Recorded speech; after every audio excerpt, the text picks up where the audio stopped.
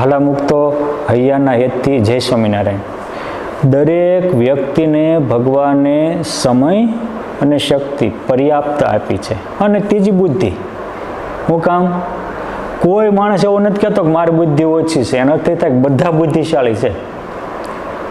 પણ ભગવાને આપેલા સમય અને શક્તિ આપણે ક્યાં વાપરીએ છીએ એ બહુ મહત્વનું છે.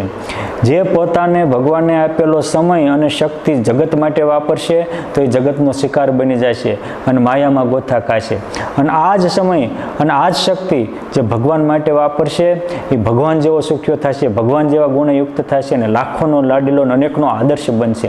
જુઓ ને, ગોપાળાનંદ સ્વામી એને ભગવાનને આપેલી સમય અને શક્તિ ભગવાન માટે વાપરી તો ભગવત ભાવને પામી ગયા.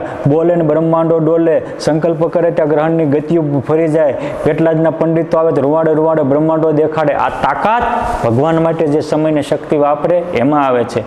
એ ભગવાન માટે સમય ને શક્તિ પ્રહલાદજીએ વાપરી તો એને જળ બોલી ન શક્યો, અગ્નિ સળગાવી ન શક્યો, સમુદ્ર ડૂબાડી ન શક્યો. આ તાકાત ભગવાન માટે પોતાની સમય અને શક્તિ વાપરે એમાં આવે છે.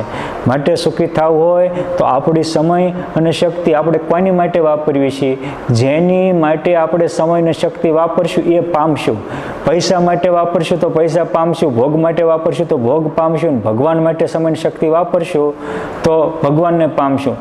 આપણો જિંદગીનો અણમોલ સમય આપણે જગત માટે વાપરીએ અને ભગવાનને પામવાની વાતો કરીએ, બે વાત નહીં બને. કેમ? જે ચિત્તકી વૃત્તિ એક હે, ચાહે તહાં લગાવો, ચાહે તો હરિભક્તિ કરો ને ચાહે તો વિષય કમાવો. બે વસ્તુ નહીં બને. માટે સુખી થવું હોય તો ભગવાનને આપેલા સમય અને શક્તિને ભગવાન માટે વાપરવો.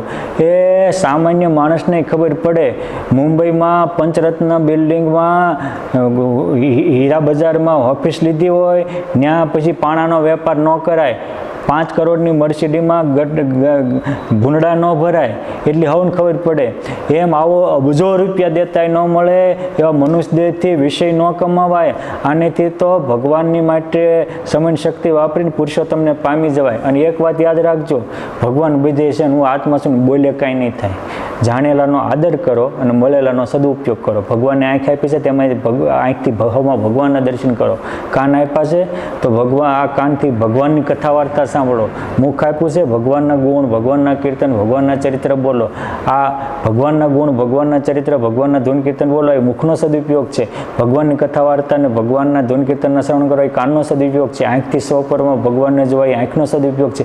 મનથી સતત ભગવાનના વિચારો કરવા એ મનનો સદુપયોગ છે.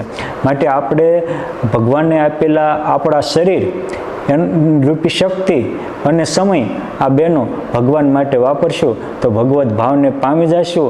અને આપણે પણ જીવતા દાદા ખાચર કે પર્વતભાઈ, પ્રહલાદજી કે ધ્રુવજી આવા મહાન બની અને પુરુષોત્તમના પ્રાણ પ્યારા થઈ જશું અને અનેકના આદર્શ બની જશું. જય સ્વામિનારાયણ.